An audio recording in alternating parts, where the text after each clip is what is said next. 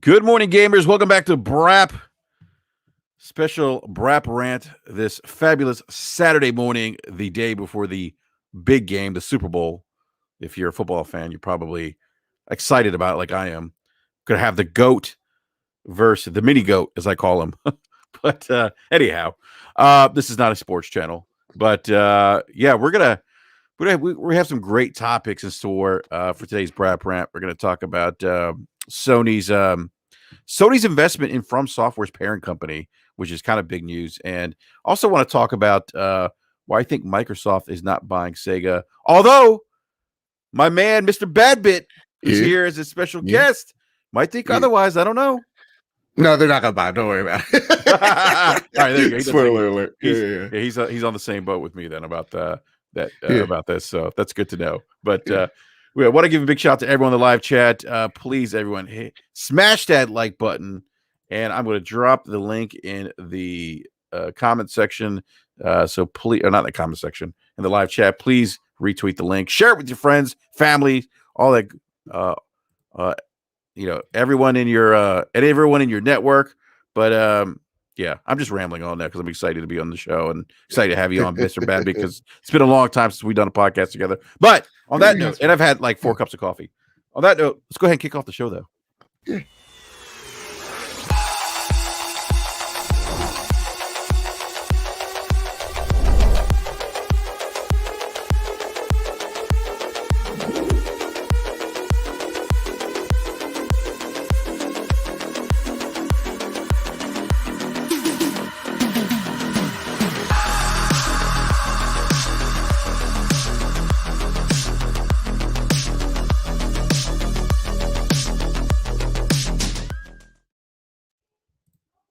I love that intro. No bias. I was about to say, I was going to interrupt you. I'm just like, man, I should be in a car cruising right now. You know? I know, right? I love it. I love it. Literally bob my head every time that intro comes on. This thing slaps. Who made that intro, by the way? That was actually Jay the Graphic God. So big shout out to Jay the Graphic God. Yeah, he put it together to me. He's part of the Retro Renegades podcast. If you haven't checked them out, please do. They go live every Tuesday night at 8 p.m. Eastern time, and those guys are hilarious. They actually crank called a GameStop in California and had it live. Oh, it was hilarious. It was the guy was like, "I'm looking for Xbox Series X." It was just it was just funny, funny moment. But Mr. Badman, welcome back to BRAP, man. I've been trying to get you on for a while. First I want to say not to share your personal business, but I'm happy to hear that you're healthy, and I'll just leave it at that. Thank you. Thank you. It's great to see you back on BRAP and back on the Twitters and gaming and seeing your enthusiasm and passion for gaming, man. Yeah, man. Have you on. Dude, I'm very I'm very lucky, very glad. Let me tell you, it's been an experience. If y'all didn't know, I had the Rona. I beat the Rona for now. It's at bay, and very scary time. Very scary. It was sickest I've ever been, but luckily I've shaken it off. And a lot of people don't tell you this, but when you have it, you still have symptoms for weeks afterwards. So I'm finally getting over the COVID fog of like not being able to think straight. Now finally I'm feeling normal again for the most part. Yeah. Well, again, I'm happy to hear that you're well, man. I was like, when I heard, I was like, oh man, I hope he's okay, his family's okay, and it sounds like everyone is. I have a friend, one of my best friends that I grew up with, actually lives on the same street as me now. He just he got COVID from his mom, and brought it back home to everyone in the family, and his father-in-law lives with them and is just has a lot of comorbidities. I can never pronounce that. He beats me in pronunciation. Yeah, and he's this is the weird thing about this this disease is that he is really high risk, comorbidities, blood pressure, cholesterol. I mean, anything you could think of, weight. Yeah. I don't know if he has diabetes, but and he's 67 years old, and he, out of everyone in the house, didn't have any symptoms. Lucky, very lucky. Yeah. See how that works? It's just it's now don't take this and be like, oh well, it's a hoax. So you look at this Oh guy, man, yeah, because we have those people, Mr. Babbitt. it's yeah, dum dums. Yeah, Yeah, and they probably believe those dum dums also probably believe in the cabal and stuff like that. If you know what I yeah, mean. yeah. I mean, the Cabal and Destiny, they could drop in this on this earth anytime. You gotta be watchful. But no, so I'm super happy. I'm back. I'm talking games. We're now at the point where we're getting some really cool stuff in the quote unquote studio. So I'm happy, and I'm happy to be here because we're talking about From Software. We're talking about possibly Bloodborne 2. Yeah. That type of stuff excites me Well, more that than anything in rumors the world. that rumor's been out there that and I have people to keep telling me, oh, it's a thing, but Yeah. we haven't seen that thing, that there's like a Bloodborne remaster in the works. Mhm. But is that going to happen? I mean, I don't know, man. part That of one me, is it's such a wanted thing. So like, and it's weird as well because there's a modder who has modded the game to run at a solid 60 FPS, and like he was just like, hey, if Sony won't release this, I'll release it. Like like he's been very adamant about like, you can make this 60. And I know like a lot of people want a Bloodborne remaster. I don't know technically why you wouldn't want a free master. I'll just like, hey, just up the you could maybe up the resolution a little bit, or just give me a solid 60 and the game's perfect. Like I don't know what that remaster could offer me that I would, other than maybe a new trophy list that I would go back and ray pay, tracing. you know, ray tracing. I'm thinking, yeah, like I mean, like, off the stone and brick. yeah, Yeah, right. Yeah. yeah. I don't know. I think at this point I would just take like you said, like the 60 FPS, Mhm. because, and that's the thing, like Dark Souls 3 got the PlayStation 5 and Xbox Series X next gen love treatment, right? Yeah, And so did Sekiro. They yeah. both got next gen patches that allow those games to play at 60 FPS. Well, I think Sekiro is just naturally it goes 60 on both. That Yeah, if it has unlocked frames, like it'll like that's automatically true. shoot Yeah, around that's 60. true. Yeah. Yeah. Yeah. But those, I mean, 60 for those games. And if you haven't played like Demon Souls, I know you have, Mr. Babbitt, but for Yeah. those listening who haven't played Demon Souls, like that, playing that game at 60, that Souls game, that was my first, well, that was my second experience with the Souls born type game. Mhm. But first game on console, Souls game on console. It's a lot to say, by the way. It is.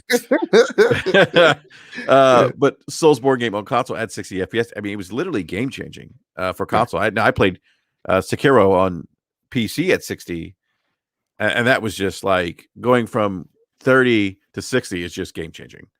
Yeah. So And it's funny to talk about like FPS because like we got a question in on the show of just like, hey man, when I get Control, because Control's a free PlayStation Plus game, I'll play it on graphics settings. The game seems so sluggish now. It's like some games just seem so sluggish, and it's all because of that 60 FPS. Once you get introduced to it, you're attuned to it and you don't want anything else but that. Like my co-host Kyle, he played Spider-Man Miles Morales on graphics the whole way through, and then he was just like, let me try this 60 FPS, see what it's all about. And then right when he switched, he's like, and I can't go back. Like this yeah, it's is hard. just so much better. And I think I was saying this on Boom Show yesterday. It's weird how, not weird, it's the natural progression of like when products come out, they give you a whole bunch of like taglines to kind of get you pumped for a certain thing. And one Blast of that is, processing. yeah, blast processing, right? 12 teraflops and skips, and then like ray tracing. Ray And tracing. you don't really know what ray tracing is. You think you do, and you don't. And then it comes out, and you're like, oh yeah, ray tracing's cool. It makes the world seem a little bit more worldy. But man, it's the FPS that I really care about, and to see when like the marketing will speak for itself, but then the market speaks in what they truly care about, and it Mhm. really does seem like it's less about the frames, or it's less about the ray tracing, more about the frames per second. People I really want totally a agree with that. smoother experience, you know. Yeah, I would agree with that. And I got to be, to be frank, we're not there yet with ray tracing the way I think some people think that this is going to like impact gaming. Like I'm sure it's going to make games look better, but I don't think it's going to be at the level that some people are thinking it's going to be. Mhm. I've had ray tracing for the last year, and I can tell you, it will bog your hardware down. Like it's so hardware intensive. Yeah. Um, and even like I just played Cyberpunk on PC, Mhm. and if it wasn't for DLSS 2.0, like I probably wouldn't have been able to touch ray tracing, and I didn't even have all the ray tracing features on. Like I think I had just ray tracing lighting on or something like that.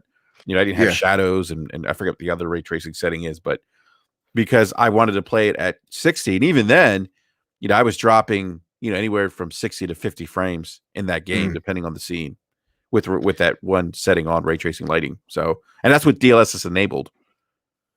Yeah, and that's really the thing, is like, how much do people care about the reflection of the puddle, and more about how fluid the character movement is. I Yeah. think it comes down to character movement. You know, Do you think I think. that's Mr. Bad, real Mhm. quick? Do you think that's more tangible? That's probably more tangible than the 60 FPS for people to notice than maybe ray tracing. Yeah, Perhaps. absolutely. You know, I think that's absolutely the case. I think, depending on the game, like Control, the awesome thing about Control is, first off, its ray tracing is mind-bogglingly impressive. Like, you can see the reflections off of Jesse's eyeball. That's how good this thing is. Okay. Yeah. And at points it's even too good. Like, sometimes I think there's a window and I'm like, I'm just running into a wall because of the reflection off of the floor. So, like, um with Control, though, when you put it to 60 FPS, and then you're just like, using your force powers for the most part to Oh, that's just got to be make awesome. desks, yeah, like explode, and like papers flying, like the particle effects. I think that's what people really care more about, is how shit explodes, and how when those things happen, the game isn't, breaking down. It's still giving you that fluidity of movement and the environment as well. There's not like a second lag like in the original. So yeah, I think that's what people really care about, man. And honestly, that's what at least I care about. Yeah, it's interesting. You mentioned like when you're throwing objects. I remember playing I think I played on PlayStation 4 Pro. I said Xbox before we went live, but I think it was PS4 Pro.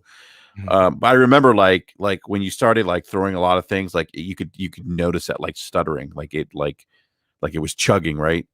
Mhm. That seems gone now. It sounds like it's more fluid action when you're Yeah, like, yeah. it's 110% gone. Again, I've had some detractors tell me about the game I've been playing and telling me it drops frames like crazy. And I'm like, oh, okay, thank you for telling me about my experience. But Your eyes are but lying to you, Mr. Badbat. my eyes are lying to me. It's just the simple thing. Like, I love Digital Foundry. We've had like John on the show prior. Great people there. Yeah, John's a And great they guy. do fucking fantastic work. And I Absolutely. think it's the thing that they hate as well, where you have these console warriors that take what they say and kind of twist it to have that fanboy dagger to it, where they really just give a shit about how a game runs and the process in that. They don't give a shit necessarily whether the game's a PS5 or Xbox or PC. They just want to see what, if it runs differently, and why, in terms of like the process of how it runs different, or why does it perform well, or why it performs better.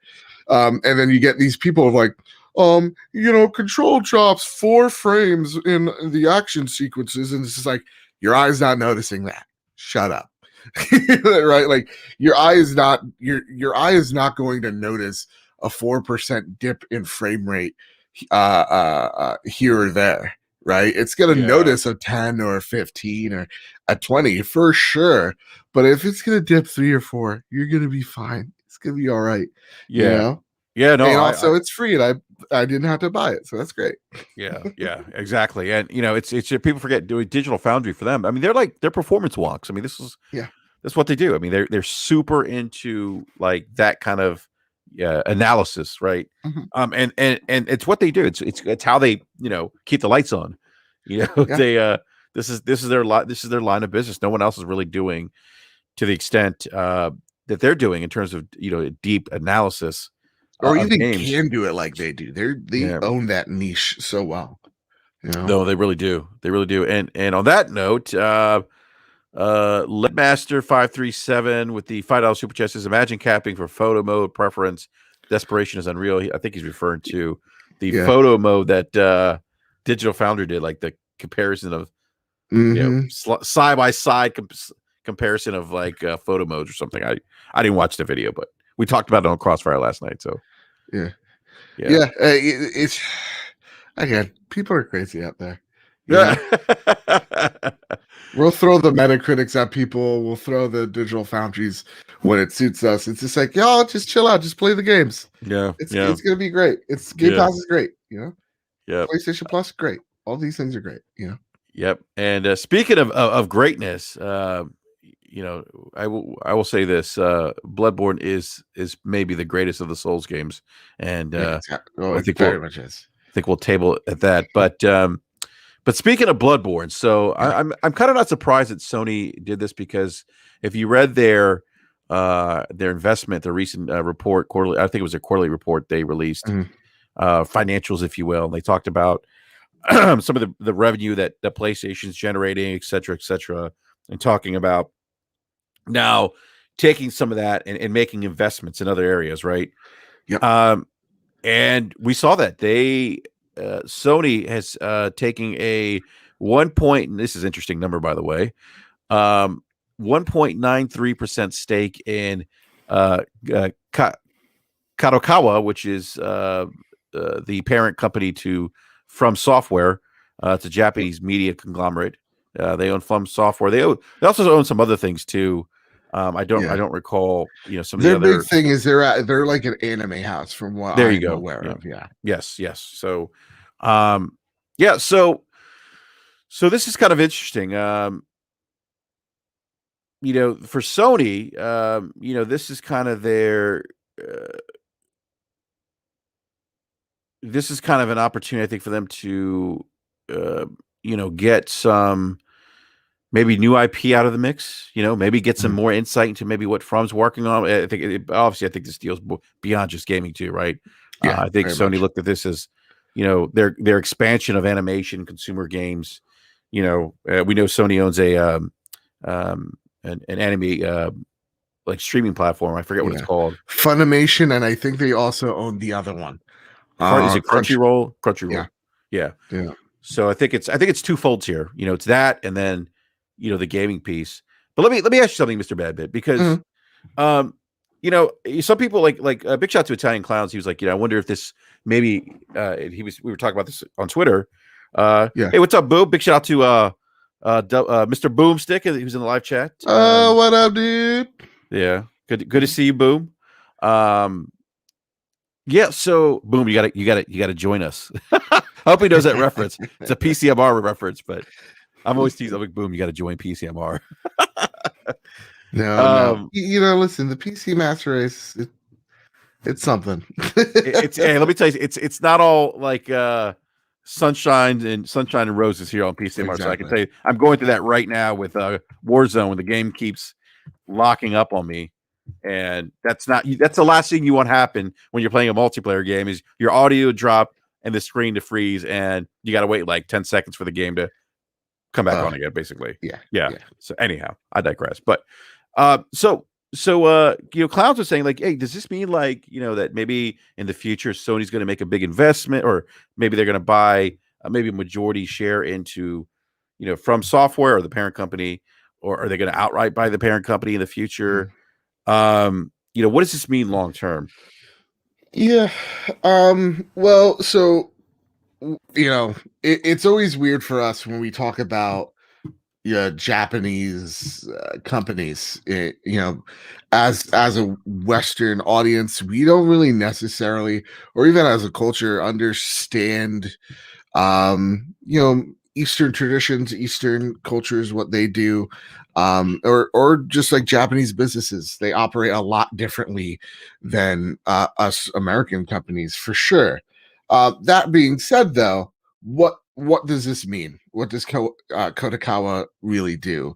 They own a ton of things, just like any conglomerate would, but they own a lot of anime stuff. They own, yes, Fromsoftware.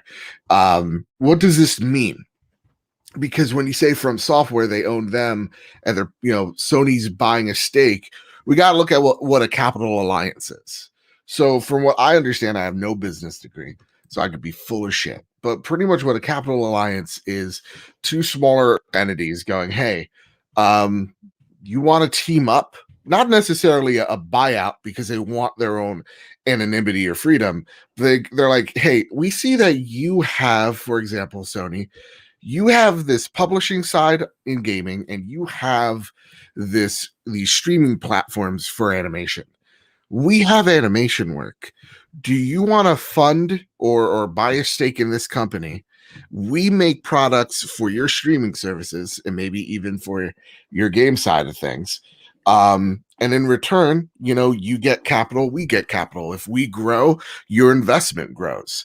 And so it's really a long-term agreement that these two have to kind of work in each other's favor. So that's really what this is. It's two companies going, hey, we want our own anonymity, whatever, anonymity. There you go. But we want to work closely with you. So the big thing here is really it's in the anime side of things. If I was into anime, I would tell you all the shippudens and all that stuff, but I ain't. So what I will say is, it gives Sony what Sony just invested. I think it was last year, $1.6 billion into Crunchyroll to buy them out. So they really want to corner that side of streaming. They know that they can't compete with a Netflix, a Hulu, or anything like that. But they also know that they have these Japanese roots and that there is this growing popularity in anime in the Western front. So that's what they kind of want. They want to grow Crunchyroll and Funimation and make it much more of a global brand than it already is. Now, here's where it gets interesting, BRAP. And you can stop me whenever you want. What does this mean for the games, right? Yes. Because there's like this handshake between like, what does this mean for the game side of things?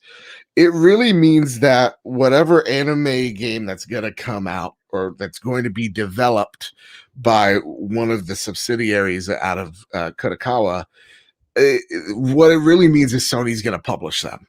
It doesn't mean that Naughty Dog's making a One Punch Man game, right? It's probably not going to happen. Yeah. Right. And it's probably not even owned by Kadokawa. That's like really the anime I know.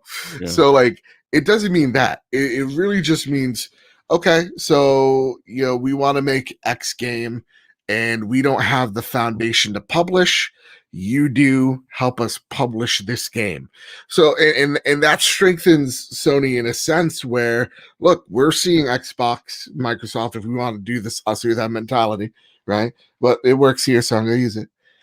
We're seeing them take franchises like Yakuza and try to introduce their audience into Japanese developers. And oftentimes when we take a look at what like the Sony portfolio has had, it's always had JRPGs up their sleeve, right? It's always had, like, a lot of people don't know this, for a very long time Sony owned a huge amount of Square Enix stock.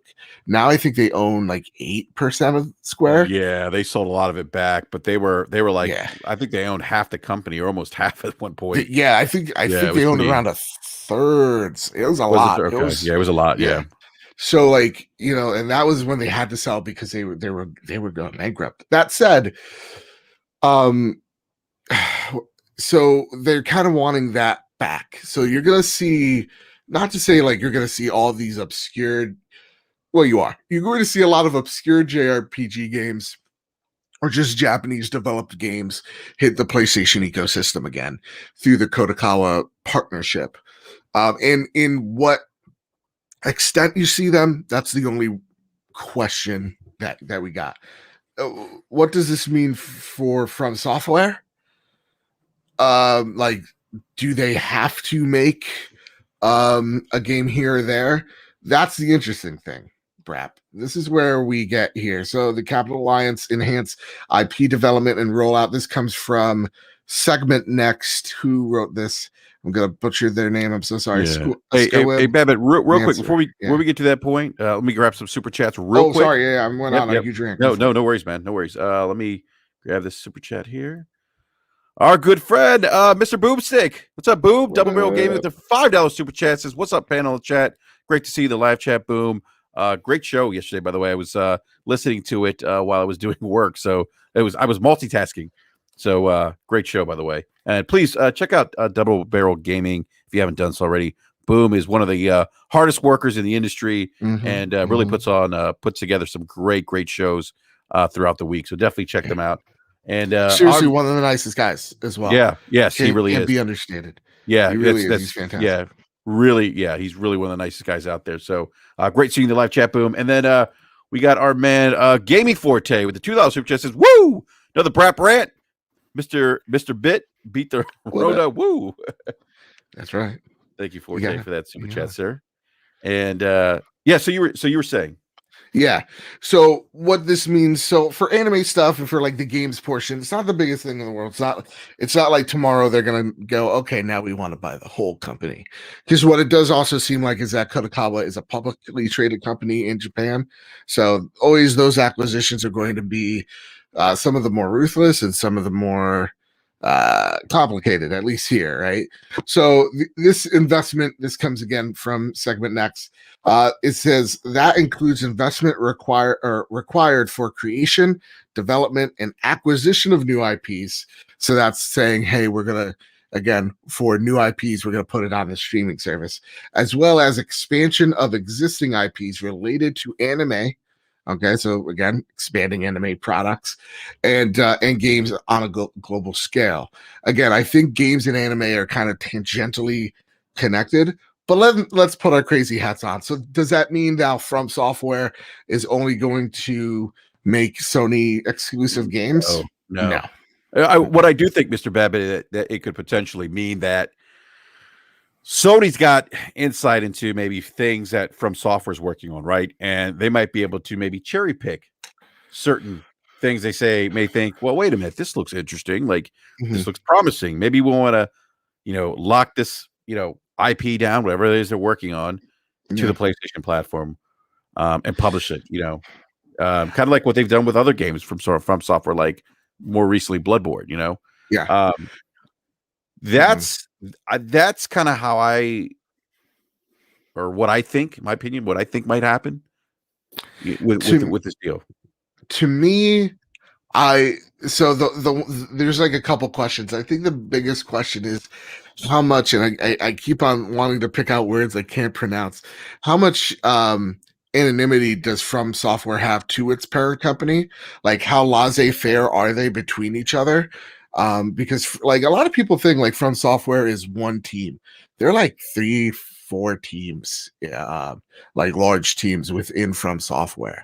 It's a huge development house. And again, we can thank the Soulsborne series for that.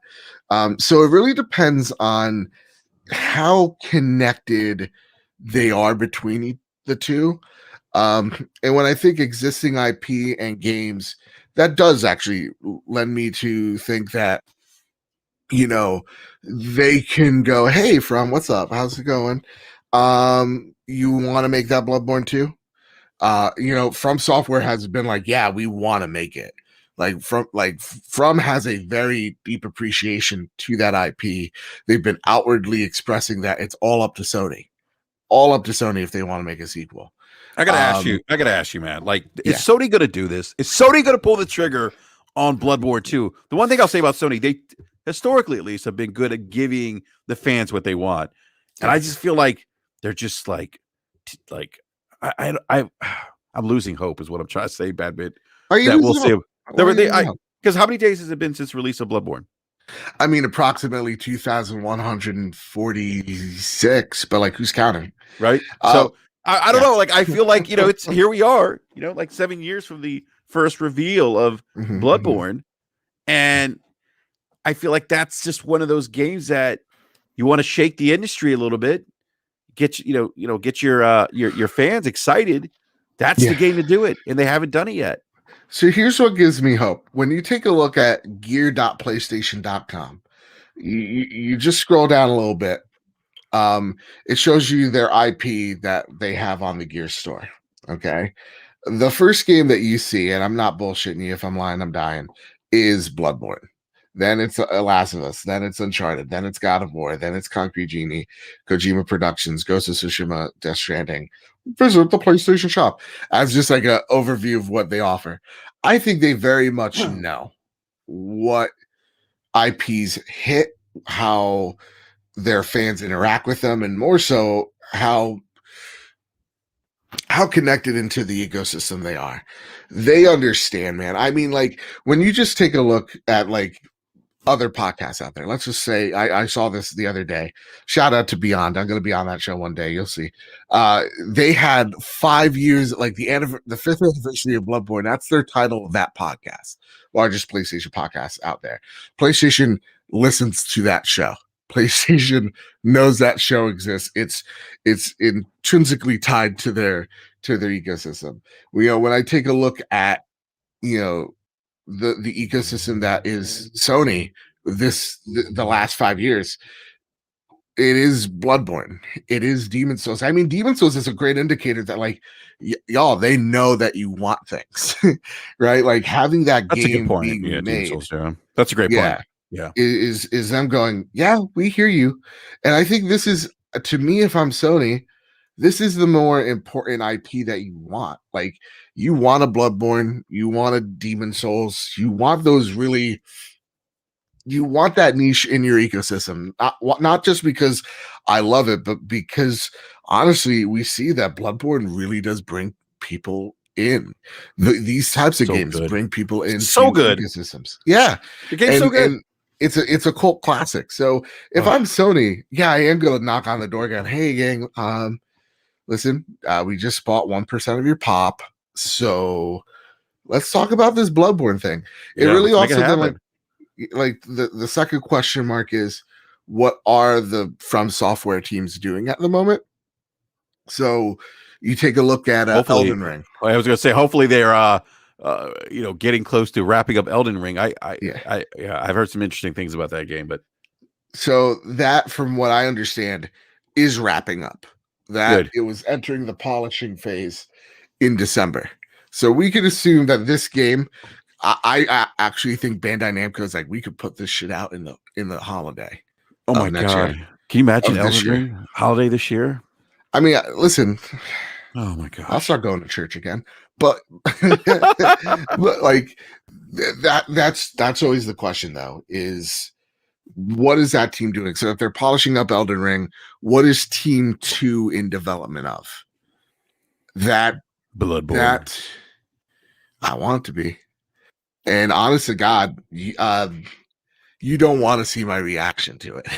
Dude, let me tell you something. Like, when they announced that, Mr. Babbitt, you need to do a live reaction video to that announcement, because here's the thing with reaction videos for me, right? So like, most of them I think are horseshit, because like there's no way you're like there's no way normal people act like that. But then I watched WandaVision yesterday, and then I also watched Mando last month, and those two things have things where I literally jumped up, started like going, oh my god, there's a god and stuff. So like, honest to goodness, I have no patience. Once I see the link to that thing, I'm clicking on it, I'm watching it, I'm freaking the fuck out. So like, that's why I can't do reaction videos. I don't have the time to set up a camera. If I see Bloodborne 2 trailer, holy shit, I'm in there. Right? I'm not setting up. I'm not syncing audio. Goddamn. But yeah, that's really the question. Is like what those teams are working on. Because I know. I'm sorry, you got a super chat. Go for it. Yeah, we'll get this super chat from Sypho Poetic X Initiative. Hope I pronounced that correctly. I think I did. Yeah, I think you fucking nailed it. Yeah, with the $5 super chat. Thank you, sir. Appreciate that. So far, no one in the community is excited about the return of G4. I expect them to want to have a big launch for their streaming service. Thoughts? Hey, I'm hyped for G4. Yeah. Yeah, I mean that's A lot of good people working there. Is it a yeah. streaming service, you think, or is it like an online like thing like an IGN? You know what? I'm not entirely sure. I thought it's funny you bring that up. I thought it was kind of like an IGN type thing, like Yeah. online streaming or like content like that. Mhm. But I'm not entirely sure. I just know it's in the works. It's coming back. Yeah. But yeah, I'm excited. I mean, it's Mhm. I think having G4, like I think having a dedicated like channel like G4 is nice to have. Like we have it with sports, we have it with Right. other forms of entertainment. Why not have it with gaming, right? And I think gaming is at that point now where it's so big, and it's even bigger than when G4 first came out. I thought G4 was a little bit ahead of Yeah. its time. Yeah. But it's gaming is so big now.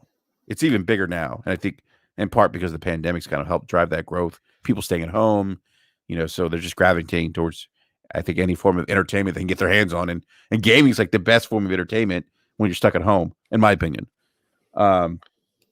My wife would disagree with me and say it's Netflix, but okay, but she's not a gamer. Well, But I mean, to answer Poetic's question there, Poetic, if I'm not mistaken, is I think when it comes to our audience, like we always try TV in some way, shape, or form. We're such an online based community as is, and the way news comes out, like we all say it, we get it from Twitter, we get it from YouTubers, we get it from podcasters, and then like the sites come unfortunately last. And so like for me it's definitely says it's an online thing, it's an online production company. That would make a lot more sense than like TV, because like I don't fucking watch TV. I'm in the whole thing of like let's unplug our boxes and just do our Netflix. Yeah, I think it makes more sense that like you want to get your latest news as quickly as possible and hype for all the other things. So yeah, that's what I think. yeah, That absolutely. said, though, back to Bloodborne, it just depends on how how you know what they're working on and what their relationship with their parent company is. Yeah, That's going to really dictate when a Bloodborne 2 not could be made, but can even get revealed. yeah, And again, Sony knows that this thing is important to people. So if Miyazaki and George yeah. Railroad Martin were working A great partnered, Miyazaki son, by the way. yeah, No bias uh, here. none. But like if they Right? were partnered with Elden Ring, I think then I don't think he's probably I would like to think Yeah. he's working on it. Yeah, yeah. No, I think so too. I mean, I keep hearing things, Mhm. but I who knows? I mean, we'll see. I keep hearing that Bloodborne remaster thing, but I don't know. Who knows? It's probably and that's honestly the biggest indicator that something's up, because they haven't done anything with it. I know it's like how like that could be like searching for a signal, but honestly, if I am Yeah, Sony, why would I upgrade it unless something's on the way to get people hyped, to remind people that Bloodborne 2 is coming? Just like the same with God of War, right? You get the God of War announcement, and then you have all these little boy. announcements that boy. Then you have all these little announcements Right. of like these patches for the game to get people reinvested in the franchise. So it's happening. Yeah. The other thing was gonna it's interesting about this deal. I don't think Sony is done, and I'm only saying that based on the verbiage from their recent financials where they talked about Mhm. making investments. So I don't think they're done here. I wouldn't be surprised. There's people speculating they'll pick up Blue Point. I think that's probably going to happen. Yeah. I think it's just a formality at this point. Um, but I think they'll get Blue Point. They're not going to go on a big spending spree like Microsoft's doing, which we'll get into here in a second. But I could see them though strategically making small investments where there's developers out there that maybe need like that capital alliance.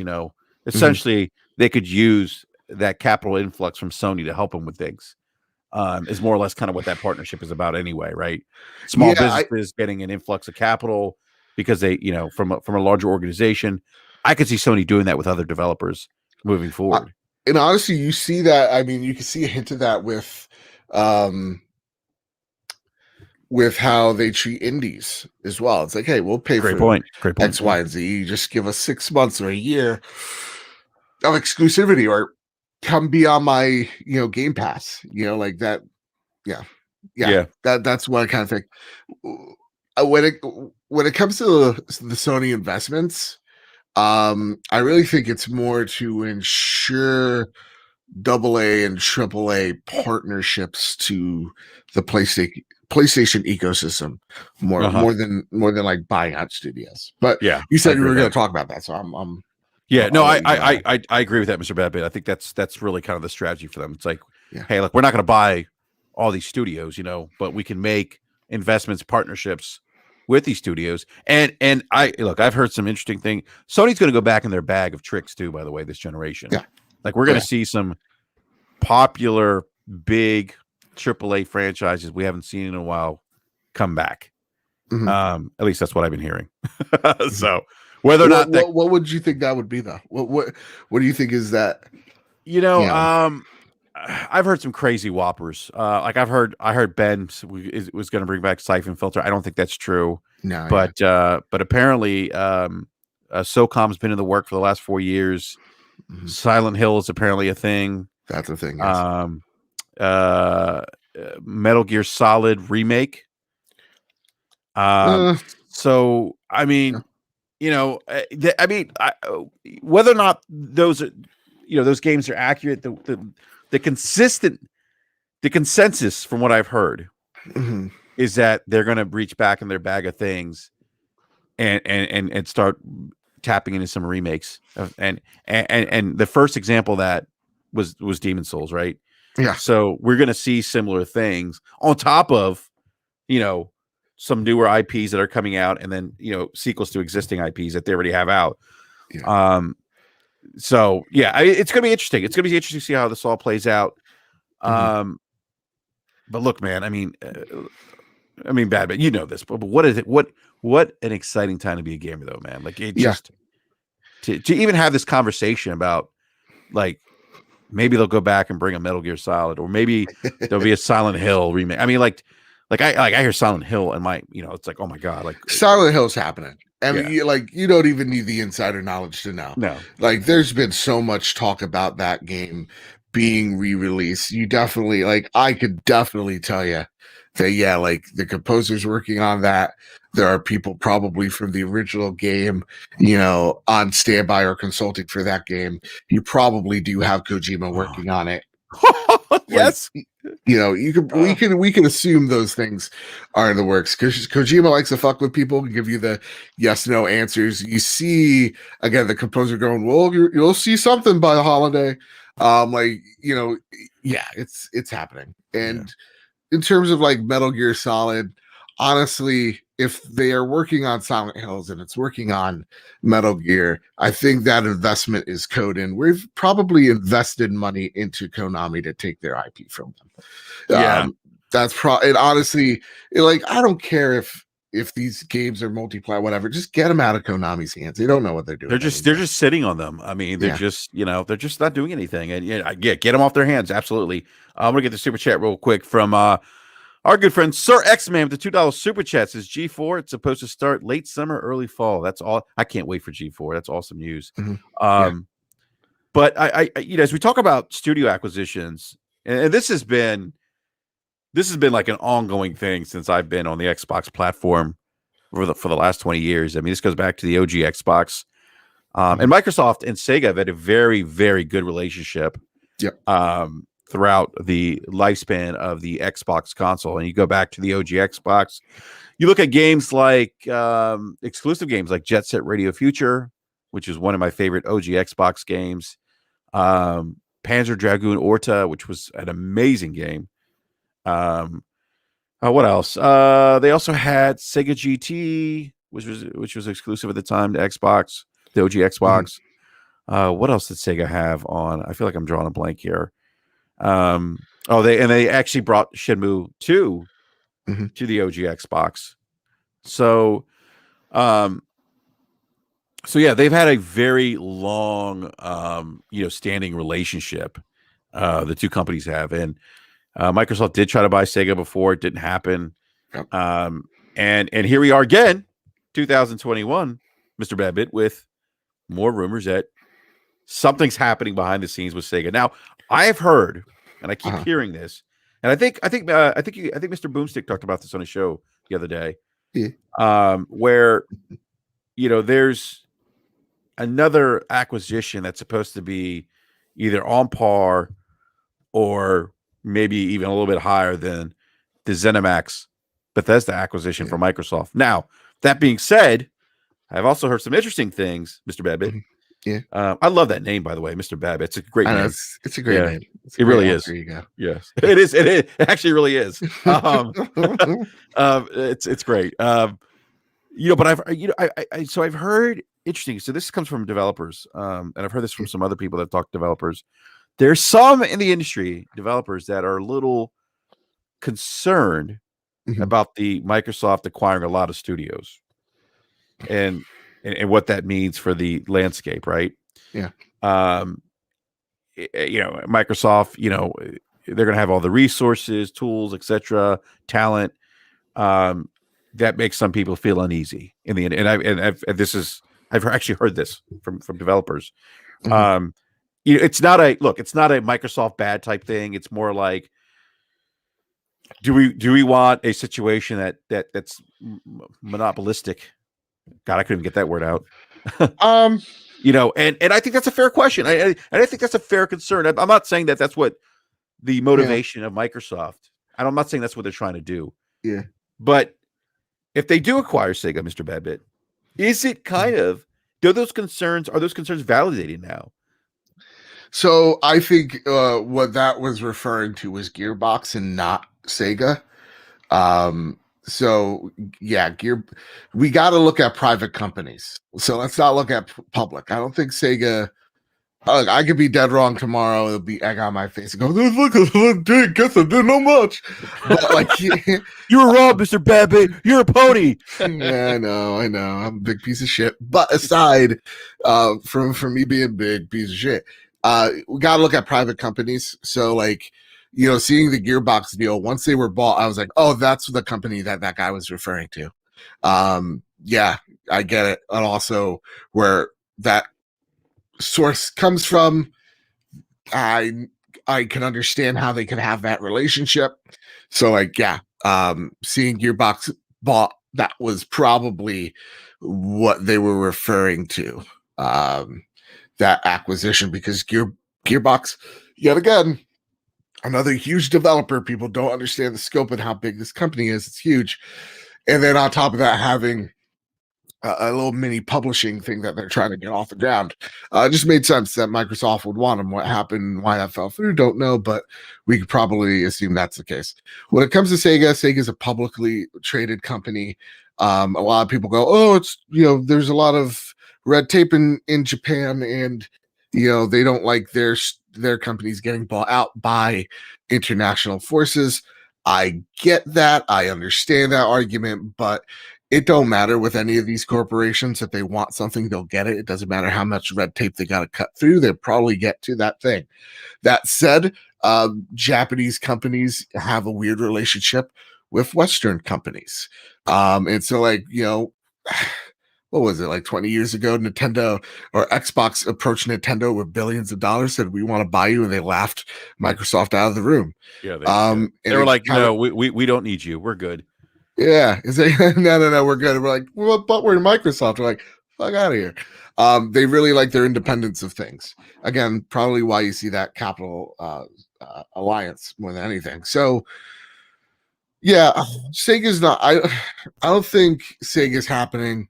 Also, you got to think of brands like Persona and what that would do to that IP in terms of like, yeah, I think if I'm not mistaken, someone let me know. But like those games have shows they want to make sure that the Japanese audience, you know, gets to watch those shows. And when you get Funimation and Crunchyroll in the mix, yeah, I could understand in Sony's relationship with Atlas as a whole, I could definitely understand why Sega would probably press pause on whatever Microsoft's offering them. I think if you're That's right. Microsoft, But I yeah, even go think for it. about the relationship Sony has with Atlas. That's a great point. Yeah, it's a And I huge one. refer to them as the Atlas gods, by the way, because Oh, the Atlas gods. oh my Yeah. god! But by the way, like what games did they put out recently? The Persona 5 Persona. Royal. It's so outside my wheelhouse. Anything Japanese JRPG. Oh my god! Have you? I'm just There's I don't even 13. know. There's 13 Sentinel or something from Yes, Vanillaware. 13 Sentinels. Dude, Yeah, that game. I didn't get to finish it. I got to go back. Oh my god, man! So much. It's a good game. It's a good game. It's actually a good game, but and the artistic style of it is so cool. It's like a combination of like an action adventure side scrolling game and like an RTS, and it's actually like the combat sequences are like an RTS. It's like really cool, but great story. But I yeah, think you should try if that's your bag, Mr. Babbitt. I would highly recommend trying it. It ain't. Okay, well then I can tell you once it's the enemy's in the picture, I walk out of the room. But my whole thing is they like, have Catherine Full Body too is another yes. My thing with like, oh, Xbox is gonna buy Sega. It's like, guys, settle down. They literally sold 700 Xboxes in Japan in December. Like, it's like that's one thing that people kind of don't realize is like Xbox has so much more to prove in that region than it has to prove worldwide. Like, we can understand like there's a 200% increase in like xCloud over in South Korea. That's great, but there needs to be long-term growth and longevity, and that's how you start building trust. It's not, oh, 2 months in, oh, there's some growth here. It's like, yeah, is there growth, but is it a sustainable growth? Is that growth long lasting? Because American companies often cut and run. So yeah, if you're Sega or Microsoft or Sony, the real behemoth of like who you're taking on in Japan is not even each other. It's Nintendo. Nintendo is wiping the fucking floor with PlayStation in Japan now. It's just so incredibly dominant that's why you're starting to see Atlas games in some major ways, like seeing some Persona they're games. wiping the floor globally. I mean, almost 80 million Switches. Yeah, it's going to give PS2 a run for its money, and I hope it overtakes it. Honestly, I think it might. PS2 up and it's crazy because the content from Nintendo really hasn't been. It's been lacking more recently. I think. We haven't heard a lot from them. They've been quiet. But even that being said, there's such a wide catalog of games now, and popular third-party games that are coming to the platform, and they'll sprinkle in, like Animal Crossing, which is this huge phenomenon of a success, like a runaway success. This 2020. And there's apparently you're supposed to be a Breath of the Wild 2 coming out some point this year, but yeah, they are.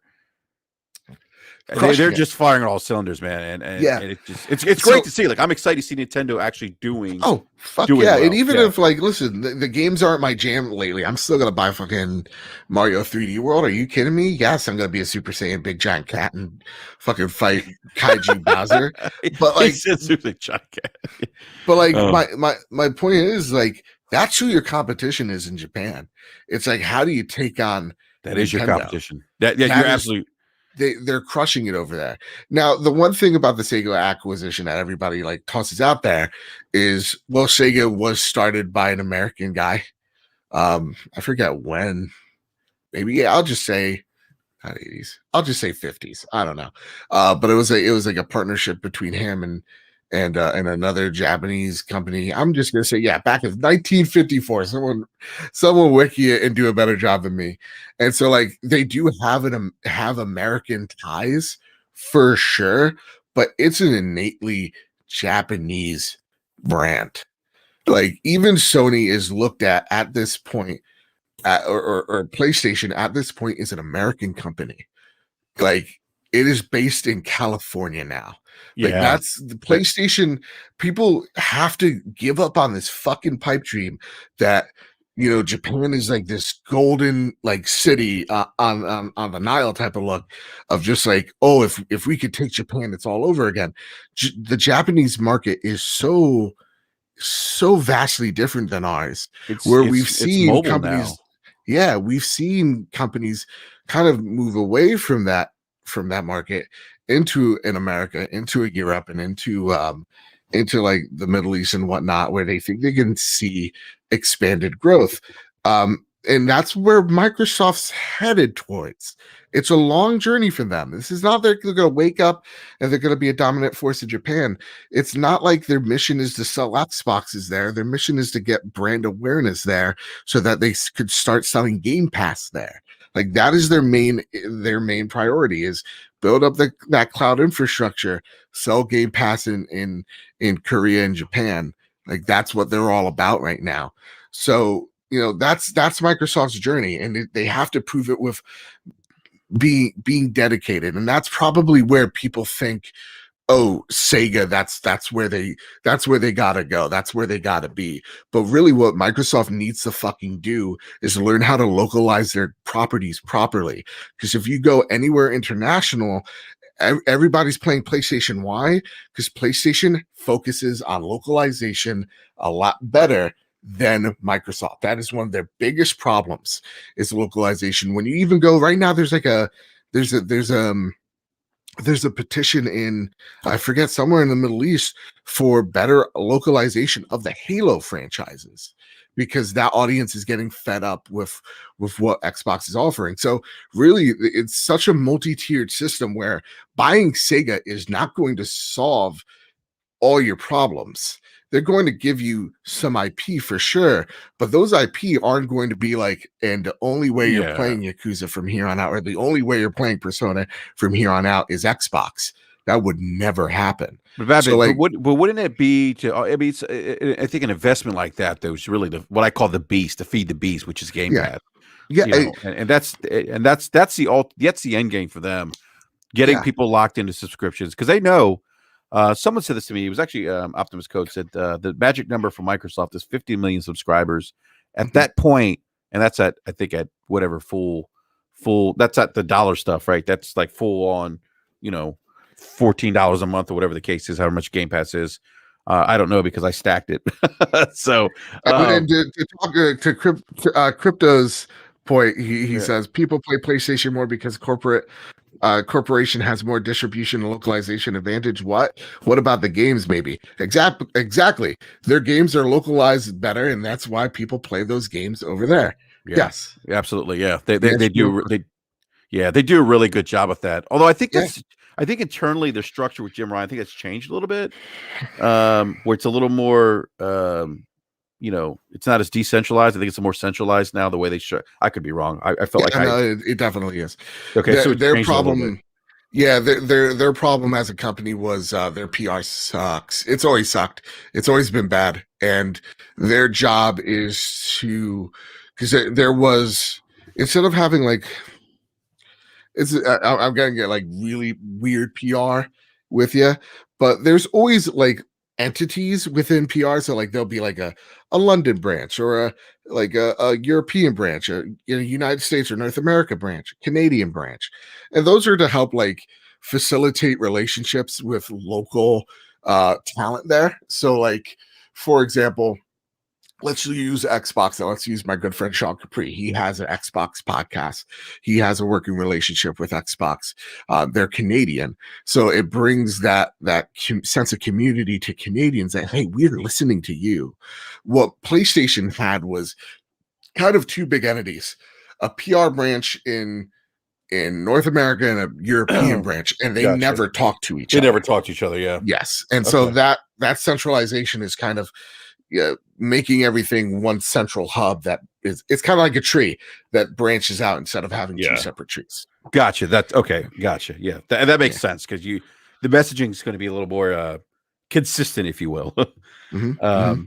But yeah, I don't think, like I said, I'm agrees with you. I don't think Sega's the acquisition that's going to happen. I just It don't. ain't the cure. I don't see that happening. Uh, I mean, I don't know. Like they keep saying bigger than ZeniMax, and I don't know if it's Ubisoft. I could see some kind of partnership maybe more with Sega, where And that's what I maybe. think people forget too. And I'm sorry I've been going on rants all day, but like the thing people don't understand is like how does Microsoft make inroads with Japanese companies? It's with partnerships and it's with Game Pass. That's what you've seen with Square Enix. That's what you've seen more so with Sega recently, is going, hey, look at this service and look at where it's doing in places like South Korea. This could be us here. And we'll take the hit financially to get all the Final Fantasies on Game Pass, to get all the Yakuzas here. And so that hopefully we could build that relationship. That's what it is. It's about wheeling and dealing more so than like, I got this huge sack of money, let me just buy something. Yeah, right. I wish I had a huge sack of money. Man, same here. All my problems would be solved. Yeah, I'm not gonna lie. I did play the Mega Millions when it was like the jackpot was like almost $1 billion a couple weeks ago, like 2 or 3. And I was like, if I win, I don't know what. Like, what's funny? I've always thought, like, I told my wife, I said, we got to disappear. Yeah, because I said, and I warned her, I was like, I'm sure there's gonna be like people coming out of the woodwork that like say they're like, that I'm related to them, Hi, I'm your long lost son. Yeah, Jeremiah. Yeah, right. My last name is Smith. I've been looking for you, Papa. Yeah. Right, Papa.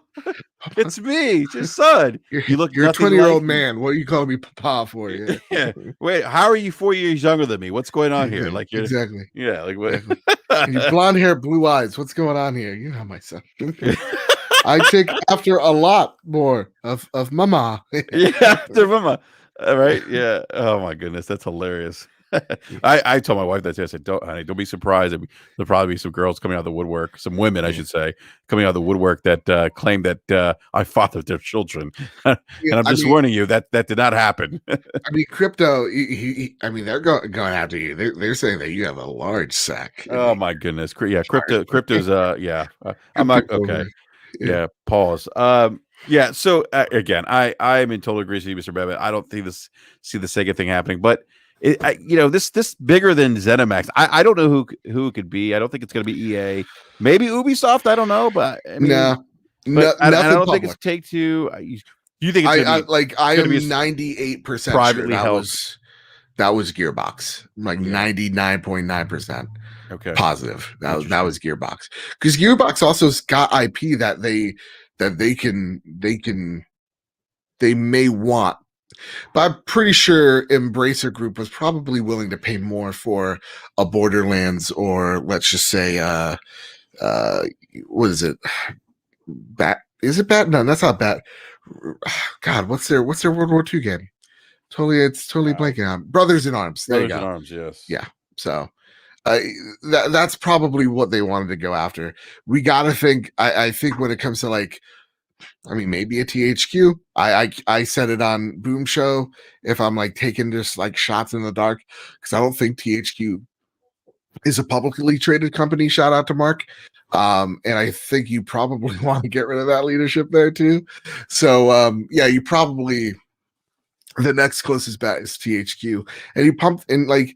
Real talk, a lot of people you shit on Xbox for having 7s. I would just say take a look at Destruction All Stars and then settle down a little bit.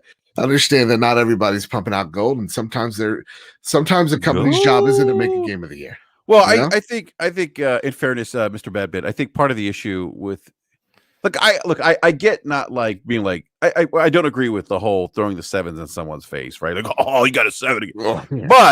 But I will say this: the reason why it's so amplified or magnified because we're using big words today, Mr. Badbit. I know, dude. We're fucking a whole new type of vocabulary. We're working with, man. Yes.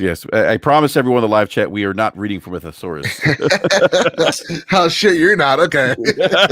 Close mine up. Yeah.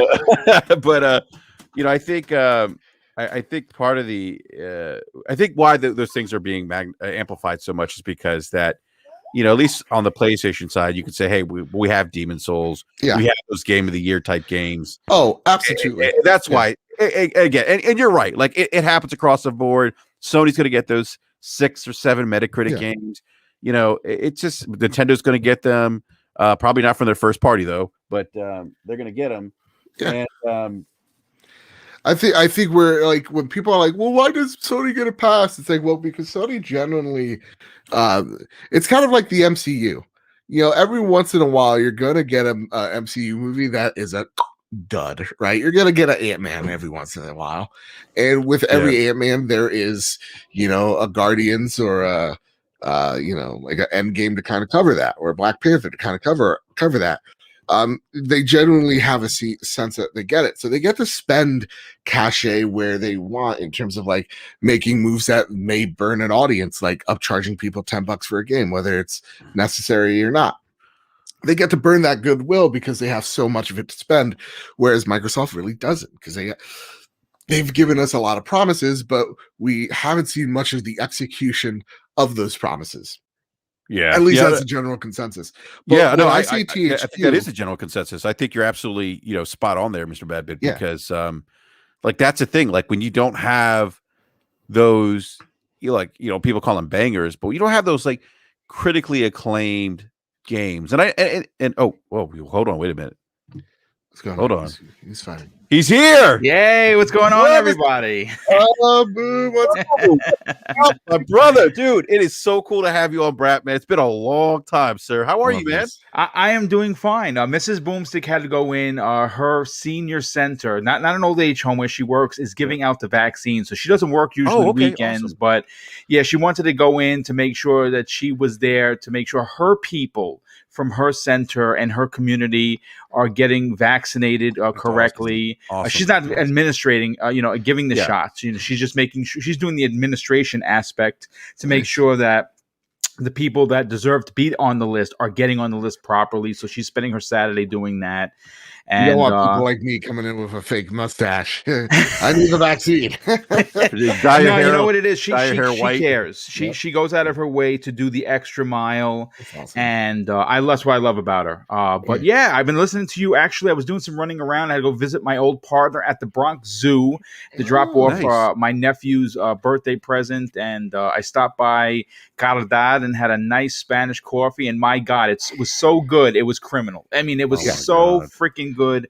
And then I said, you know what? Let me jump on because you guys are rolling right into some Xbox topics, and who better to talk about Xbox than Mr. Boomstick? Yeah, absolutely. Well, Boom, I'm again, man. I saw you pop in. I was like, oh, look who's here.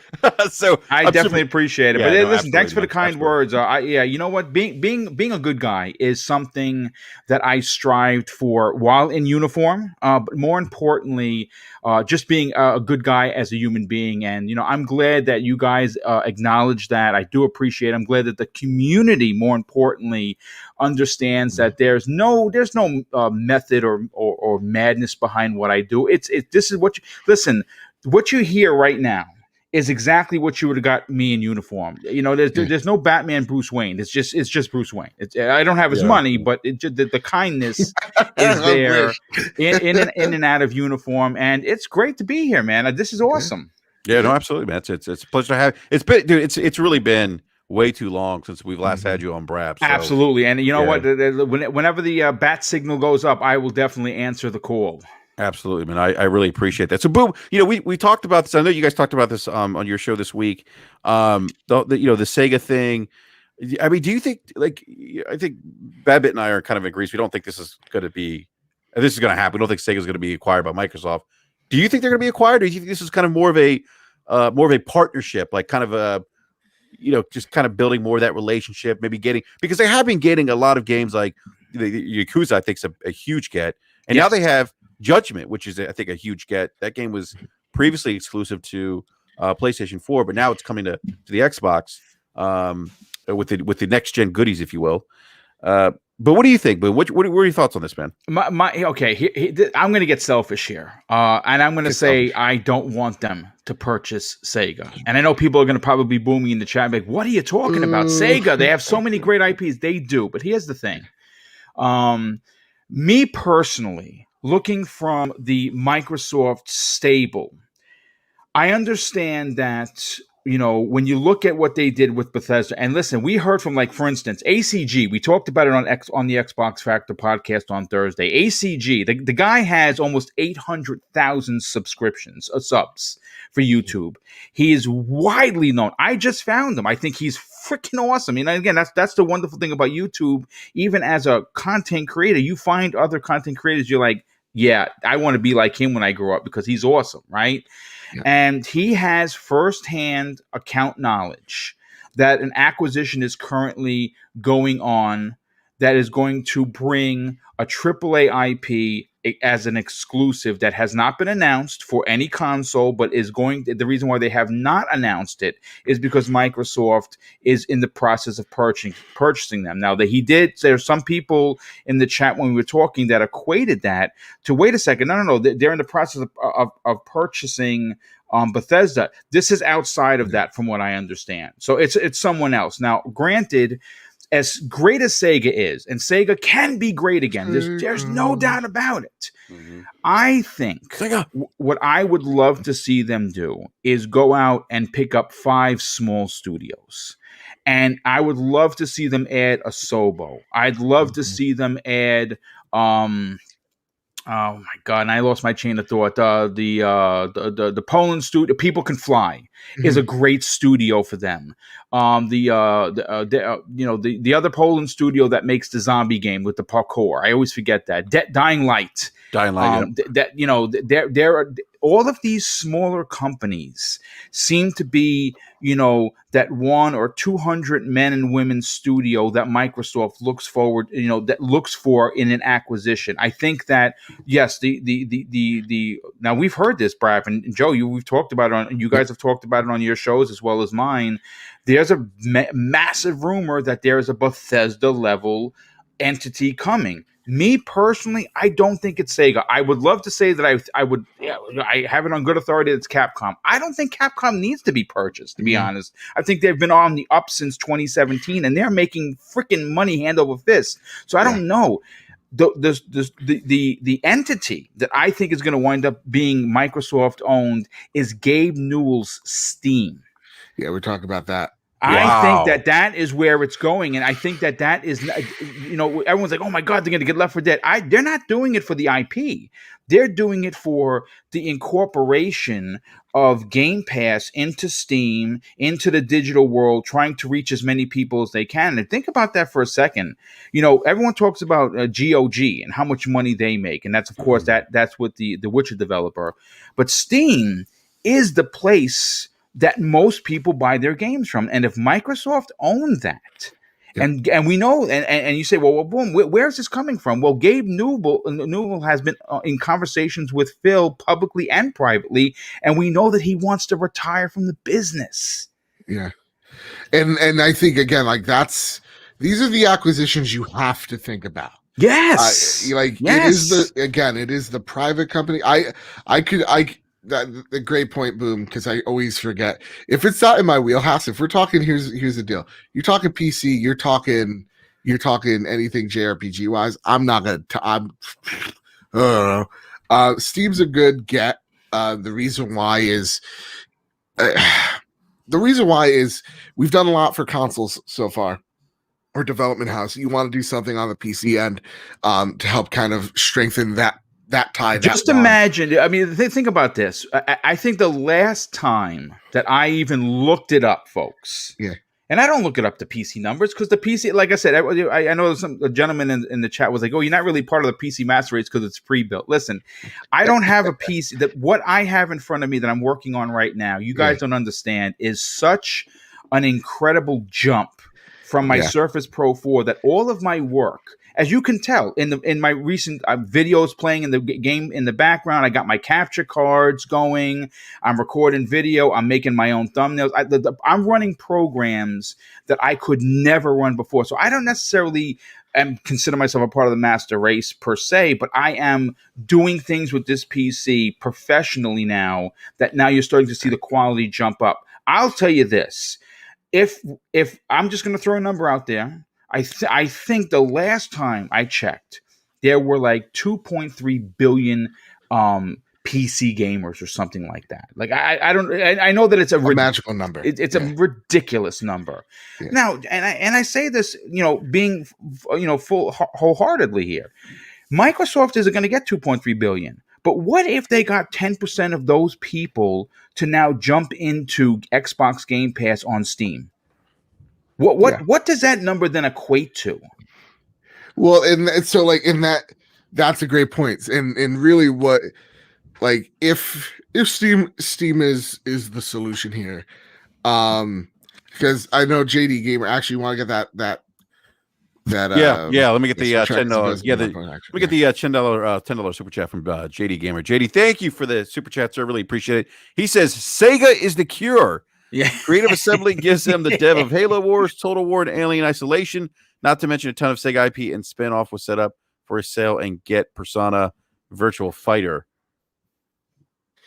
Yeah, I think with purchase like Valve, you get way more than that. And I think like in terms of what Valve can offer you IP wise, I mean, I can just throw out one of them and it would get a lot more people pumped than like I'm even just thinking Portal. You put a Portal in there, people are going to lose that bit. Gabe Newell's actually says that Valve actually has some games in development right now. Oh, yeah. Sure. Mm-hmm. Yeah. And the thing with Valve is like, since they really don't give a shit about game development because Steam prints them so much cash, they could just, they're very not like in the know, but like they'll cancel something that just doesn't jive with them. So there's two things that make Steam very, very, very, very profitable and a very, very expensive get. First is Steam. That's huge because all you need to do is make a Game Pass tab. Also, unifying those platforms together. One thing that sucks about the Xbox app on Windows is that there's so many little small apps on top of it. Needs to be unified. The Game Pass app, the Xbox app, the Windows Store is not that Game great. Hub app, like all that needs to be merged into one. Where's a good place you can do that? You could do that with Steam.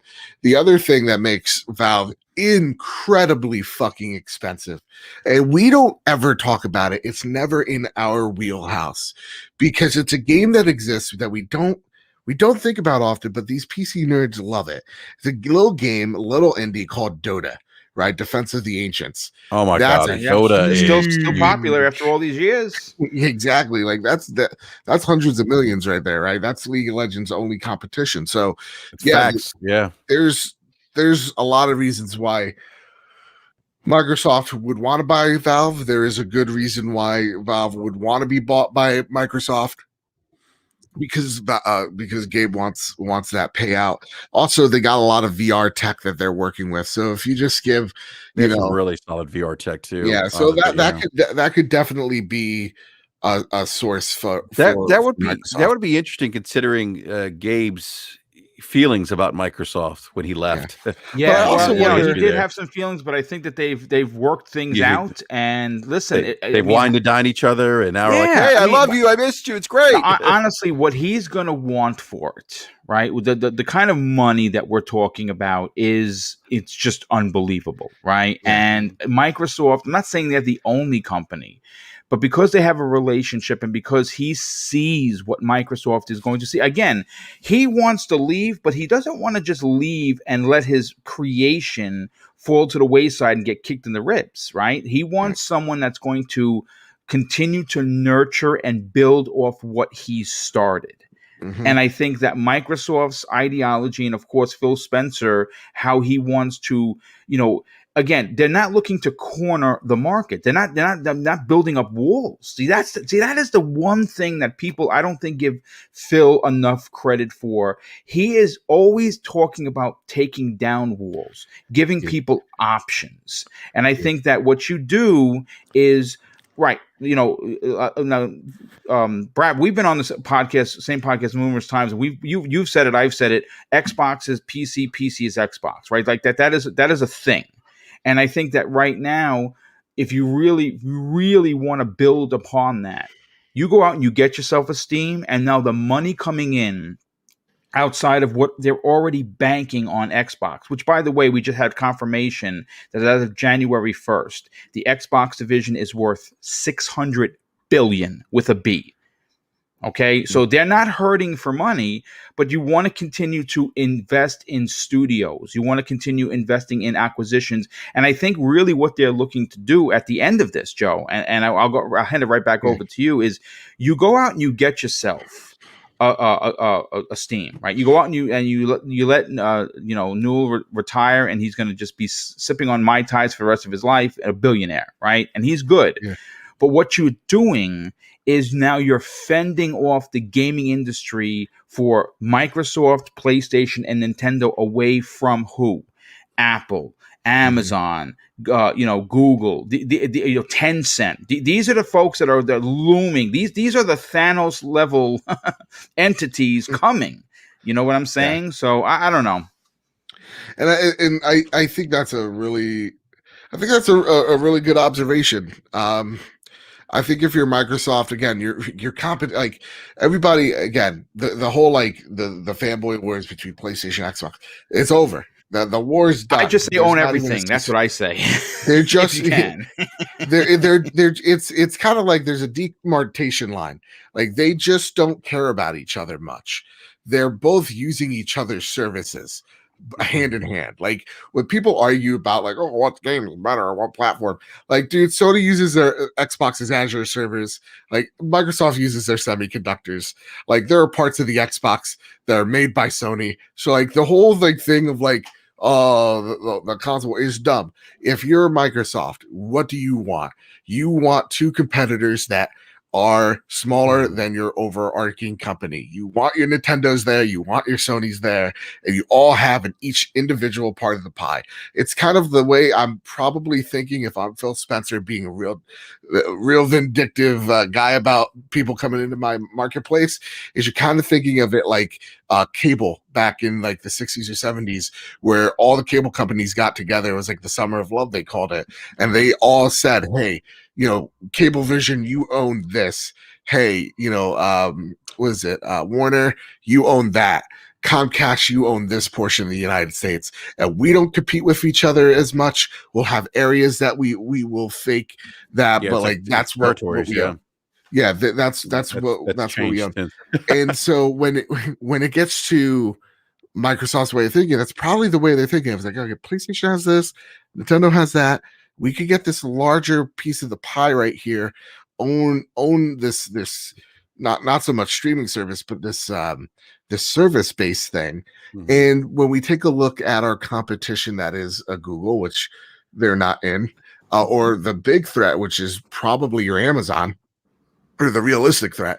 You're seeing that Tencent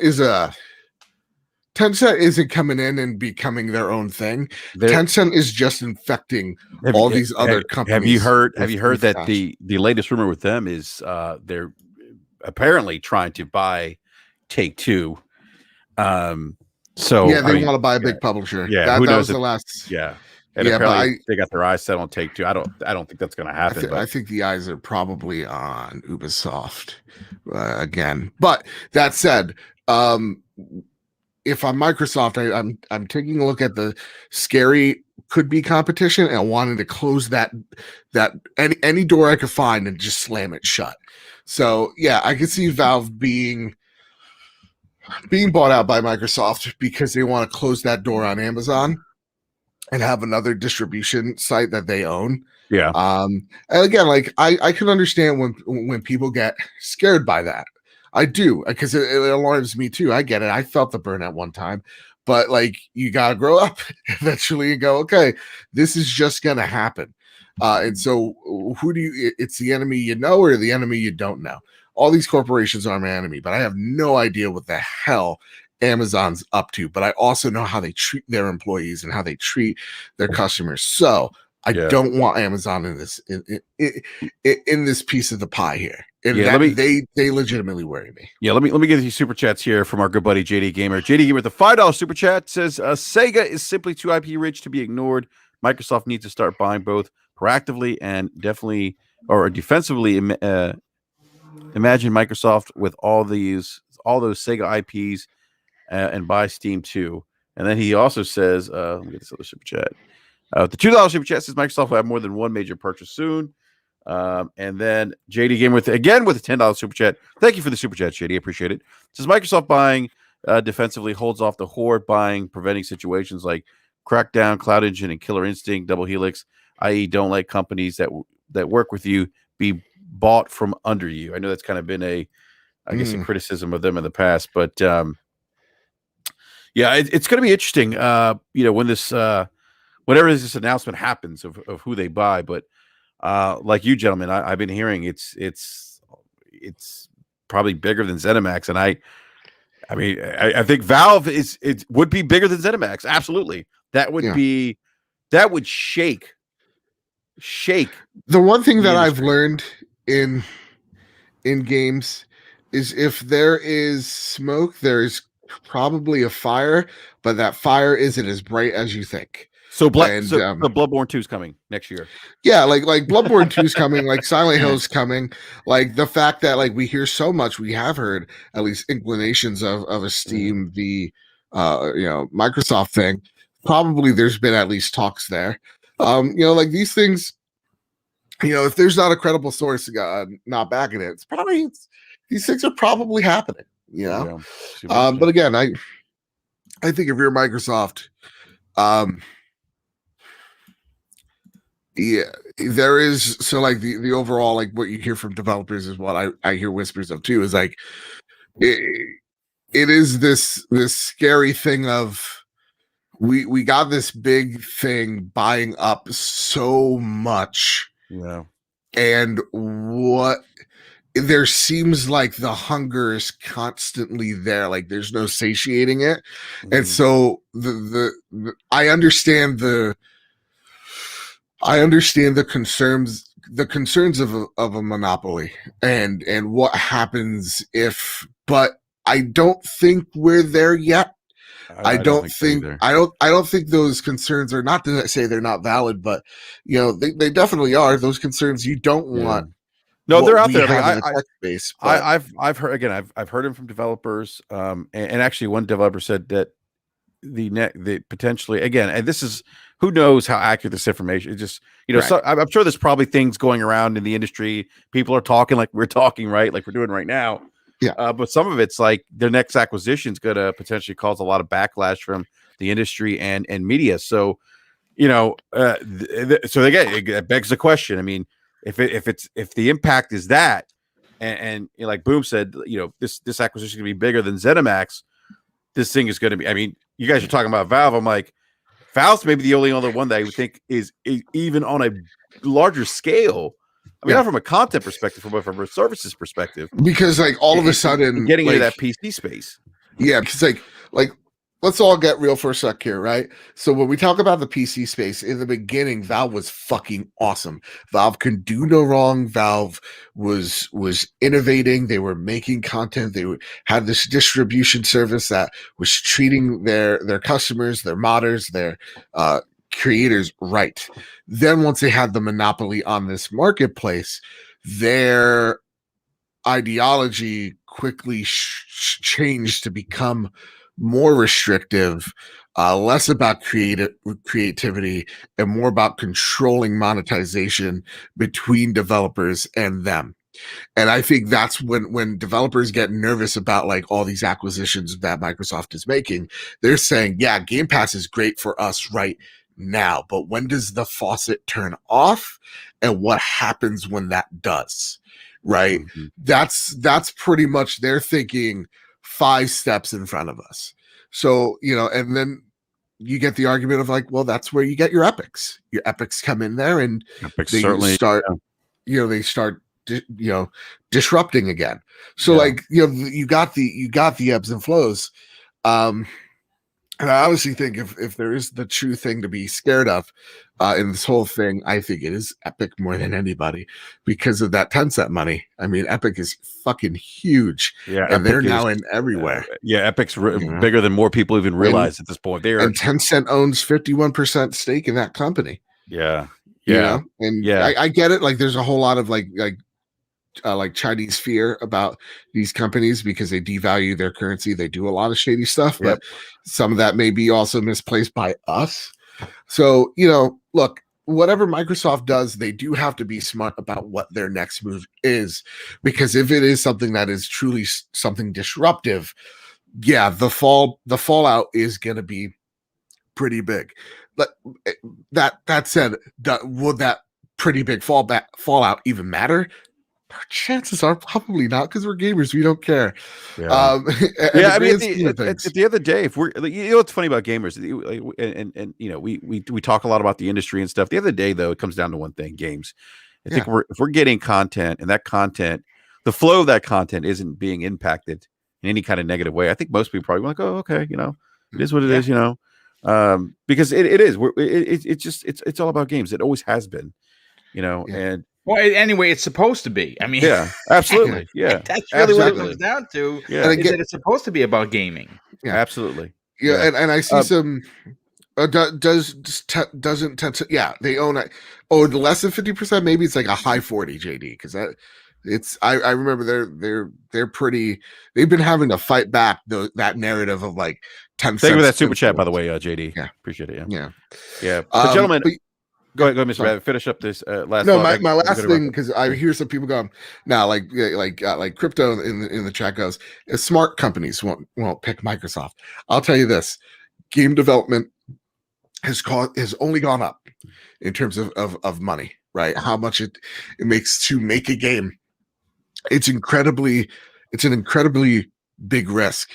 There are some developers out there that are living virtually.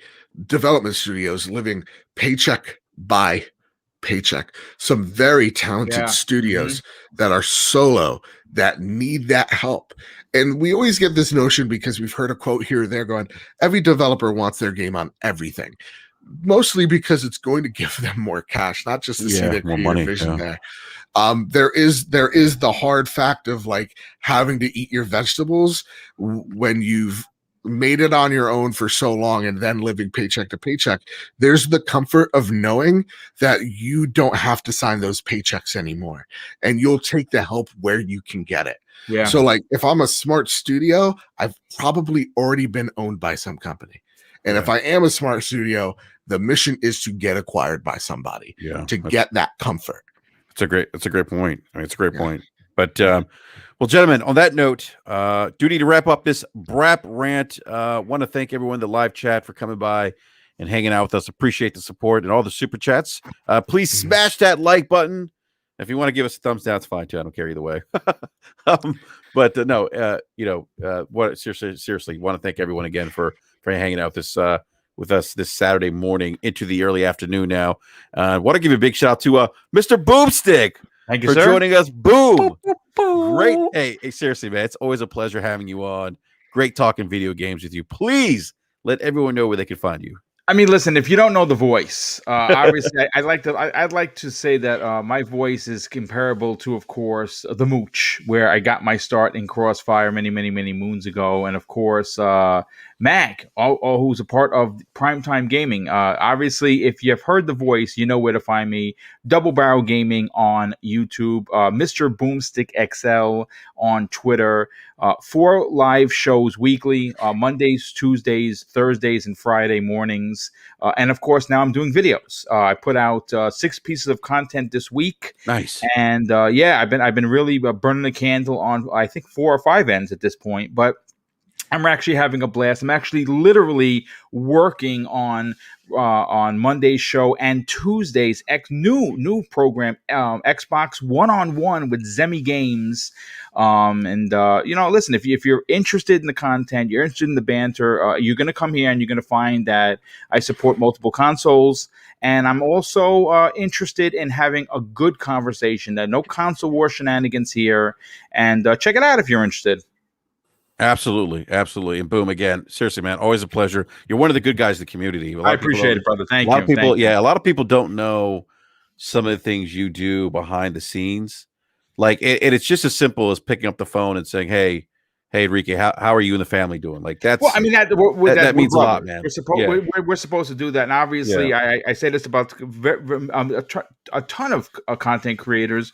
We may never meet in real life, and we were supposed to at E3 this year. Yep, we were going to share a room, as a matter of fact, and it just didn't work out. But listen, it's people are important, right? At the end of the day, yes, it's all fun and games, but people are important, and I think that that's how I run my show.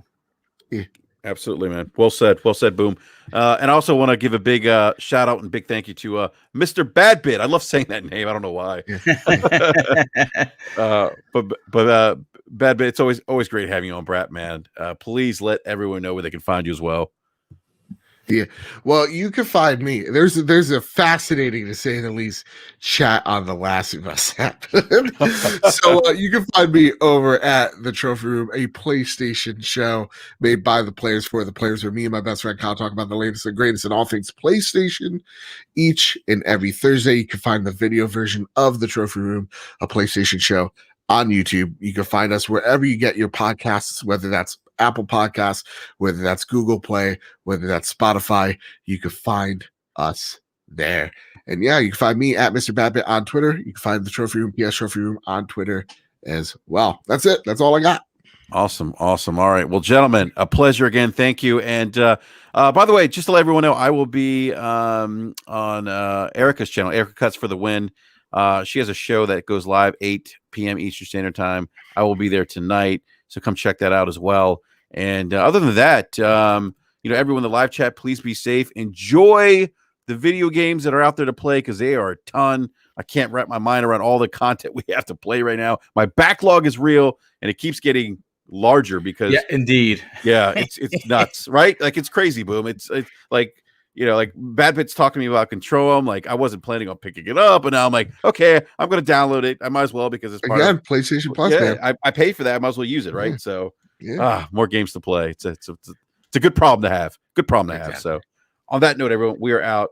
Stay safe. We'll see you next Wednesday on a regular schedule, BRAP, 9 p.m. Eastern Time. Please also check out these two gentlemen here, Mr. Badbit and Mr. Boomstick as well. Catch you guys later. We're out.